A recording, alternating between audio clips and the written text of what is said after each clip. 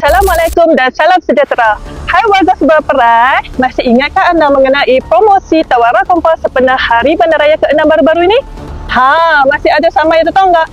Jangan risau, pihak MBSP masih meneruskan tempoh lanjutan promosi tawaran Kompas sehingga 31 Disember 2025. Anda kena surat cinta. Kepada anda yang masih belum membuat bayaran kompaun parking, kegagalan anda berbuat demikian boleh menyebabkan anda dikenakan tindakan yang lebih tegas sehingga ke proses pendakwaan. Inilah masanya untuk anda membuat bayaran dalam kadar yang rendah. Ingat, kenderaan anda sedang diperhatikan. Sila jelaskan bayaran kompaun anda dengan kadar segera. Bayar sekarang, rebut peluang dan elakkan tindakan selanjutnya.